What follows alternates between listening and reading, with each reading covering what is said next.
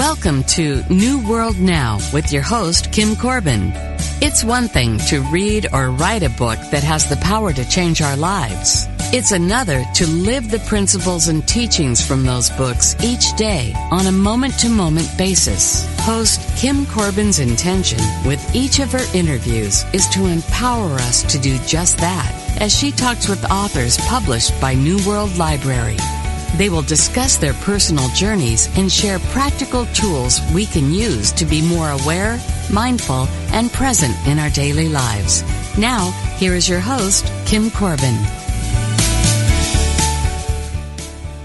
A couple of weeks ago, I received an email from my guest today, Christine Arylo, that invited me to be a part of a Superpower Day retreat she was offering for women at her home that is located in the Valley of the Moon in the heart of Sonoma's wine country. Christine's email read, "When we try to do it all and focus on too much or the wrong things, we diminish our feminine power. But when we get clear about what is our part, what is ours to do, in our work, families, and communities, and what really matters to our hearts and souls, we have a chance at shifting and shaping this world into the kind that we desire to live in."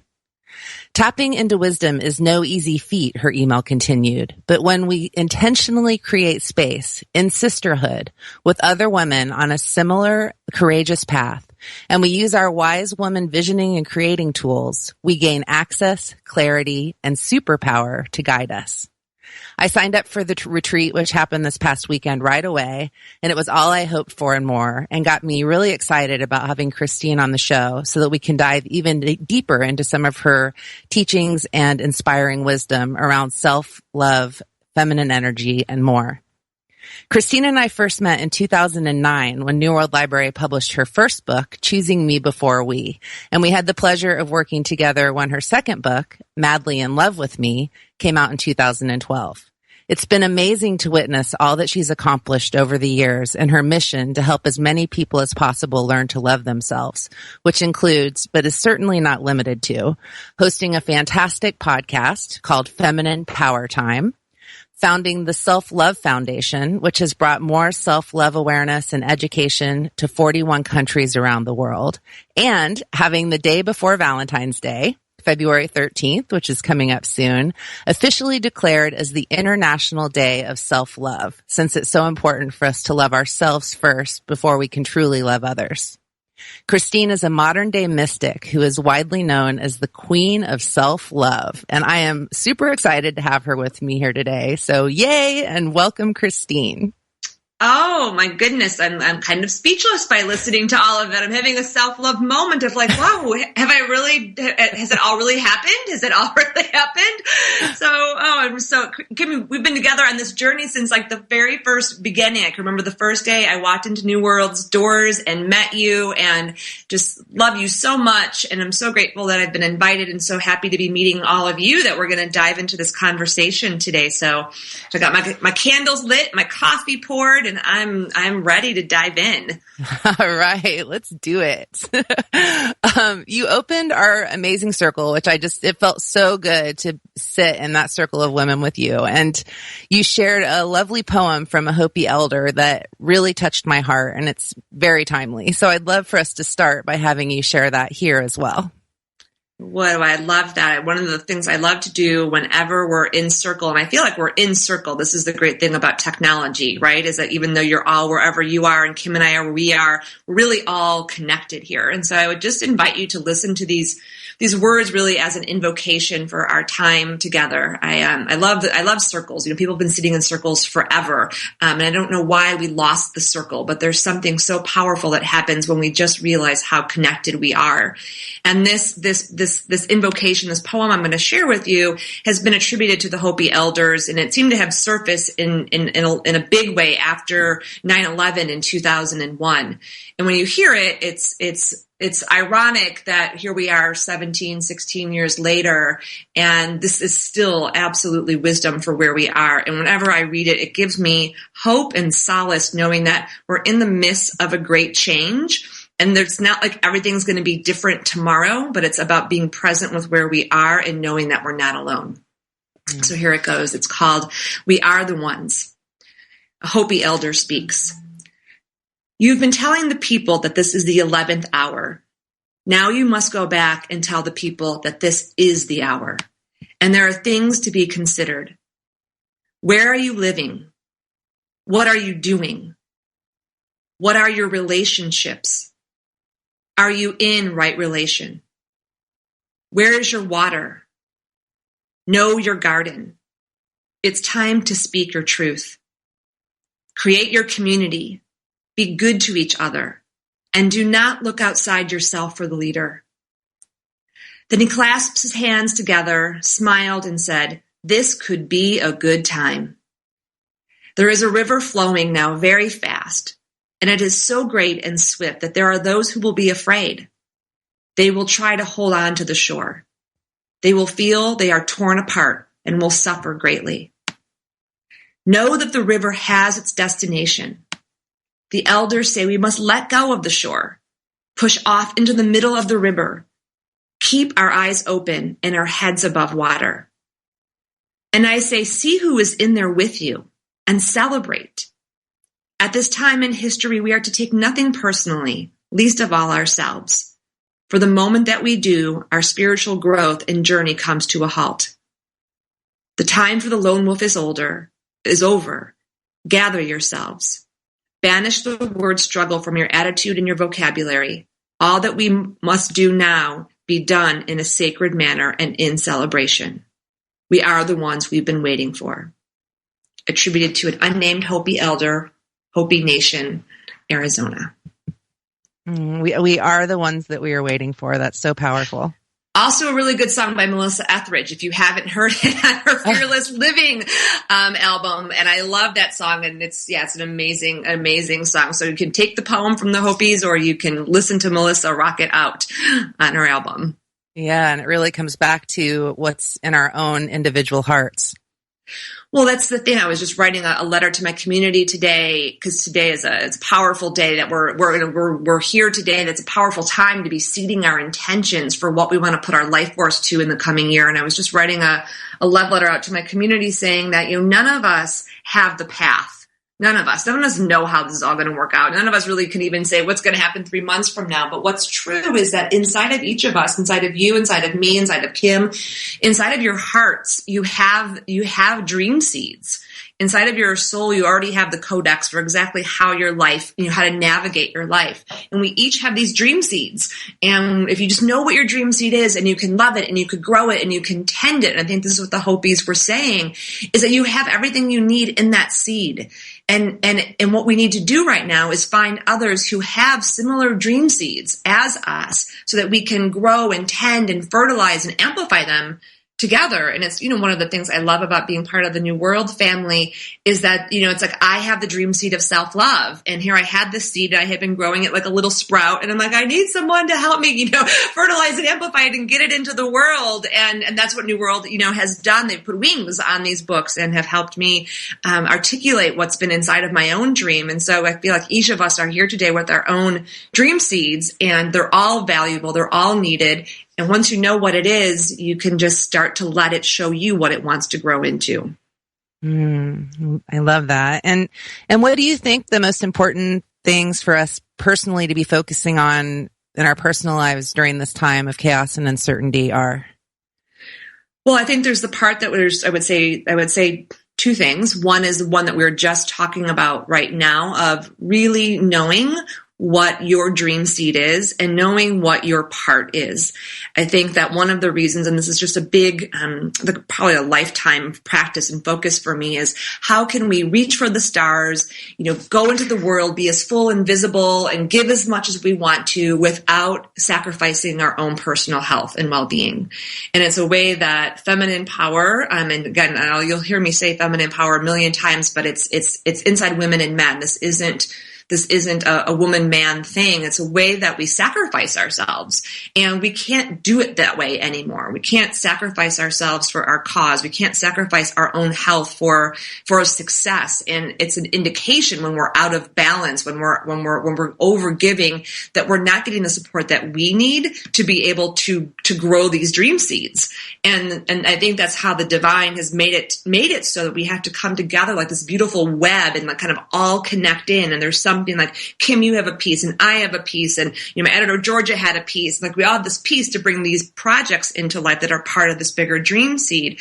And I see this a lot with people who are parents. Like they forget that, they discount the fact that they're raising these little beings, which is one of the most important jobs in the world. And like, those are part of your dream seed. It's not just the work you're out there doing in the world. It's like, if you are a parent or you are a godmother, an auntie or whatever, that's so part of your dream seed. That's so important. So there's that piece. And then the other piece, which is the theme for Self-Love Day this year. Every year we pick a theme on February 13th to kind of like hold us for the whole year. And the theme this year is stay strong. And it's not stay strong like be macho, be a martyr, be a machine. It's stay strong as in, and it was interesting, Kim. I was, of course, when I'm a writer, I sit down, light my candle, and then, divine just kind of pours through me. I always joke that these books I wrote weren't written by me. They kind of they just flew through me. And when I received this, what's the theme for this year? And I was sitting with my candles lit, drinking coffee. There's a theme here. And I wrote the word stay strong. And I'm like, strong. It's so much about strong in body, strong in emotion, strong physically, strong spiritually, strong materially, like all of the things that create a strong foundation. And in our culture, we have distorted strength and power so much. And so when I say stay strong, there was an acronym that was actually given to me. And so stay strong means S is about standing in your own power. T is about trusting yourself. R is about resting and replenishing. O is about owning your voice. N is nourishing yourself. And G is get connected. So there's a whole, piece. And actually I think G is also give and receive. I don't have it in front of me. It's new. It just came to me a week ago. So we're getting it. That's the great thing about having a theme for the whole year, is like we get to live into it. And I really don't know how to stay strong without connection and community and self-love and really just not having to keep a stiff upper lip, but being able to live and be honest about the journey, because it's going to be intense. Yes, for sure. Yes, it is. And so in Madly in Love with Me, you take self-love beyond the idea of loving and valuing and caring for ourselves, and offer a tangible, practical roadmap for actually living it. And I'd love for you to kind of define what you mean by self-love. It's such a good question. And many of you may know this, many of you may not know this. When I was working on Choosing Me Before I looked up the word self-love in the dictionary, and I about fell out of my chair. And you can go on dictionary.com, you can look it up for yourself. It says vanity, conceit, and narcissism. That is the definition, which if you're listening to this, that's not true. That's not true at all. And yet there's a way that even for those, I've spoken at Unities, I've spoken at Centers for Spiritual Living all over the country. And I would be in front of the room. I'm like, who here would be willing to go, out in the world and raise their hand and say, I love myself. Like I really, really love myself. And Kim, it was so crazy because here I am in these spiritual centers, these meccas of self-love, and only pretty much Noah, who's my partner, would raise his hand from the back of the room and be like, ooh, me. And as I was doing that when I was out on book tour for Madly in Love with Me and Choosing Me Before it really struck me like, wow, it's so deeply ingrained in us that even for those that think self-love is a good idea, we still have this like, oh, but don't say it out loud, but don't say it out loud. Hence why I named the book Madly in Love with Me, to be that audacious. And I also realized that when I was first on my self-love journey, and I'd be talking to spiritual teachers, and I was attending a Unity in Chicago at the time, and I would get, these great teachers would come in and they'd say things like, oh, self-love, love yourself, forgive yourself. And I'd be like, it would fall off into the ether. I'd be like, it was like these esoteric, vast concepts. And I'm like, I'm an MBA. I like, how do you do it? Give me some practical pieces to how you do this. And I couldn't really find any. So I just started practicing on myself. And then I started practicing on others. And what I found is that self-love is really made up of 10 different things. And we've been testing this actually with a researcher, and we've been proving that it is correlated. There's a correlation between these 10 components, or what we call the branches of self-love, to self-love. So maybe what I can do, Kim, is I do have a brief definition of self-love that I could give to everybody, and then I'm happy to share the 10 branches if that's helpful. Yes, that sounds great. Okay.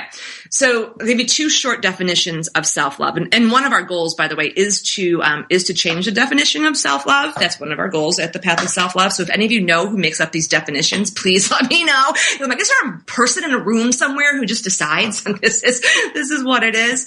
So, okay, here's the 2 simple definitions. Simplest definition, self-love. So just think of that, self-love. It's just love directed towards the self. So the same vibration, if you were just to close your eyes right now even, and imagine somebody you love unconditionally. And go ahead, just close your eyes. Just try this. It's actually pretty profound. Close your eyes and just imagine someone you really love. It's easy to love. It could be a human. It could be a 4-legger. It could be a winged being, but just someone that's really easy to love. And I want you to imagine giving that person or that being compassion. Loving that person or thing for exactly who it is, appreciating, adoring it, caring for it, wanting it to be and feel empowered, fully expressed. And just feel how your heart opens if you're just beaming love to that being in your life and just sending that love. And then I want you to take a breath in and just feel that, and imagine that being holding up a mirror and sending that love directly back at you. Boom, right now. Just sending all the love you just gave it right back to you. And just breathe that in to your body. It's the same energy. And so there's no way, if love to another, no one says you're being way too loving to your kid. You love your dog too much. You love your mother too much. No one ever says that. So if loving someone else cannot be selfish, love directed towards yourself cannot be selfish. So I use that one a lot when people say that. I'm like, really? So that's a short one. The little longer version is, and this is a good one to close your eyes for too, just to put your hand on your heart and just receive this. Was a kind of a direct transmission. So self-love is the unconditional, unwavering love and respect that you give to yourself so that you only choose loving relationships and situations, including the one with yourself. Self-love is the unconditional, unwavering love and respect you give to yourself so you only choose situations and relationships, including the one with yourself, that are full of love and respect. That's the energy. And if you break it down, if we get linear and logical, because I'm all about systems, because we have to break it down. And here's the thing about self-love. It's not, people are always like, do you love yourself? Do you love yourself? And like, it's not a yes, no question. It's not black or white. There's people, everybody right now, there are ways you love yourself and there's ways that you don't love yourself. And so when I started studying self-love, what is it? I really saw that these 10 components of self-love, the branches that we talk about in Madly in Love with Me. And there's self-care and self-compassion and self-esteem and self-empowerment and self-pleasure and self-trust. There's 10 branches. And so you can be a person who has a ton of self-esteem, which means you're confident, you believe in yourself, you believe in your gifts, and you go out in the world and you know you can do and be and have anything. But you can have a broken branch of self-compassion or a wilting branch of self-compassion, and you'll be a person who, no matter how much you achieve, you're always hard on yourself. Mm. Yeah. So of all those branches that you mentioned, I think that for me right now, just with what's happening in the world and kind of how our external power structures are shifting, it seems like self-trust is especially important.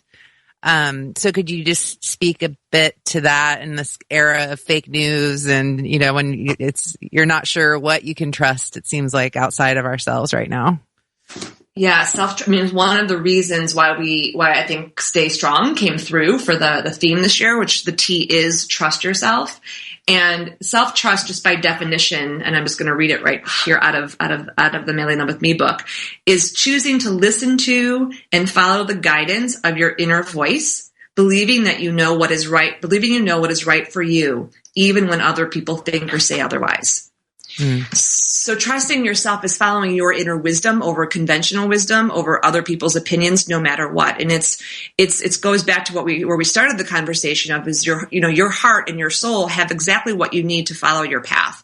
And while you can get insight and input from other people, ultimately it's knowing how to hear your own inner wisdom and how your inner wisdom speaks to you, because there's 6 different channels. Your inner wisdom, well, there's actually more than 6, but kind of 4 to 6 main ones, and then kind of goes on from there. But knowing how and really developing that relationship with that part of you, and then being able to receive it and decipher it.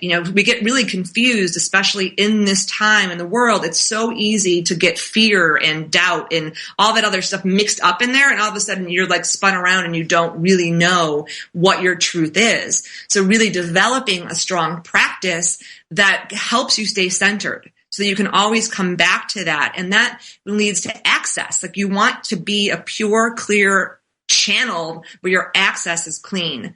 And then the third part is the acting. Then you have to act. Some people can hear it, they hang up the phone. And I always say, your inner wisdom's like your best friend. She calls, are you picking up or are you ignoring it? And then some people pick it up, right? And you can imagine any time in your life. And this is, when I wrote Choosing Me before it's all about self-love and relationship. And for 14 and a half years, my inner wisdom was like calling and trying to get me to answer the phone. Get out of this relationship. 6 months in, get out of the relationship. And I'm like, I'm not picking up that line. And then eventually I had to pick up the line, and she's like, Christine, that hole that you feel in your heart that you think is him missing, honey, that's you missing, and you don't love yourself. And I was like, wow, that's truth, and that then led me to action of actually following through. And so many of us don't follow through on that trust. We don't trust ourselves. We don't trust our wisdom enough to take the action, because people around us aren't doing it that way. Right. And it's not scary. Part of the culture. No, and it takes courage. And if you think of the word courage, the root comes from a French word that means heart. It's all about the heart. It's all about the heart. It's all about love. It means finally scientists have proven what spiritual teachers have known forever. The heart's the most intelligent organ in the body. It informs the brain, which is why from that place of self-love, the foundational vow of self-love, there's 5 self-love promises that make up a strong self-love foundation. The first one is, I never settle for less than my heart and soul desire. But if you don't know what your heart and soul desire, it's hard to trust yourself, right? Because you're running on this programming that's tied into this conventional wisdom that's based on fear and control and domination instead of love. Yes. So in addition to teaching about self-love, you write and teach about living the feminine wisdom way. And so I'd love if you could explain what you mean by that and how it compares to kind of the predominant way that in our culture we tend to show up in the world. Everyone just take a breath. Because in the feminine, this has been one of my hardest, most challenging messages, is to slow down. My spiritual teachers have pummeled is the wrong word, but continually said this to me over and over and over again. And I, so I kind of joke that wisdom doesn't operate on Google speed. It operates at a much slower speed. And feminine wisdom specifically, is really about living a way in which the feminine is fed first. And by that, and you can look at this from the earth, you can look at this from a human being perspective, you can look at this from a company perspective of really creating and living in a way that is sustainable, that feels spacious, that honors life. And again, this is super esoteric stuff. I mean, I've studied with some of the most esoteric, amazing teachers on the planet. And so when I started studying the feminine, how I got brought to the feminine was when I left my corporate MBA job at the Gap, and I realized that if I tried to bring this mission of self-love to the world, and I tried to, be and create a business that could sustain me while also doing good in the world, I was going to exhaust myself. And I didn't know how to do it differently because I had been trained in, MBA, college, do it, push, go, make it happen, kind of way. And all I heard was the little voice said again, you need the divine feminine. And I was like, I don't even know what that is. I didn't know what that even means. So I found myself, studying with some amazing, I always call them the Yodas of the divine feminine. And one of my gifts is taking the deep esoteric and making it practical. And so from a practical perspective, it's about creating your life, living, leading, succeeding in a way in which your personal health and happiness and well-being is sustained as you're growing and giving all the things that matter to you. I mean, that's like the baseline of it. And then if we can do that inside of ourselves, then the earth will be more sustainable. Then companies will start to value the feminine way and not just the profit way. It's like it's so easy, especially for all of us that are listening, we care about the world. But, it's like you can get overwhelmed looking at all the big things. And really where the biggest work is inside of us in reprogramming all of this stuff that's programmed to deplete the feminine within and not honor the feminine within. And if you can just do that for yourself and do that in your family, if we all just did that, the whole world would change tomorrow. Yes, it would. I love that. We have about a minute and a half left. And so I want to have you tell us how our listeners can get in touch with you, and also about the International Day of Self-Love that's coming up and how we can be a part of that. Yes. Well, we every year for Self-Love Day, we have people who said, I want to hold the Self-Love Circle, and we create these Self-Love Circle guidebooks, and we do a training, and there's a whole package you can get. And so we would love to invite you to be a love ambassador. You can hold the circle in February anywhere. We have people in 41 countries doing it. And if you just go to selfloveambassador.com, that will take you right to the circle, all the people holding circles.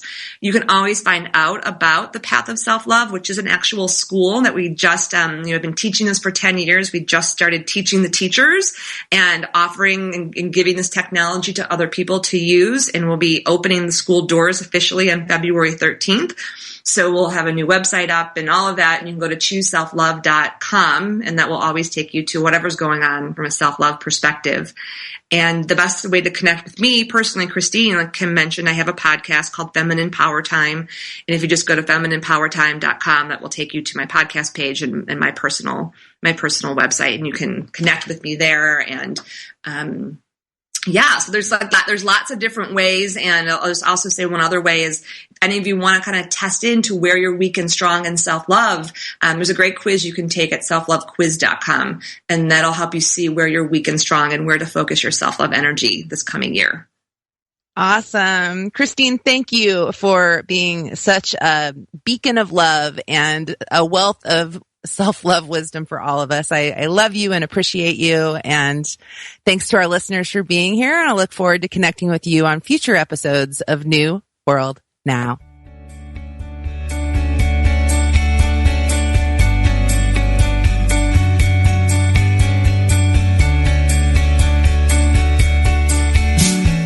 Thank you for listening to New World Now with Kim Corbin from New World Library.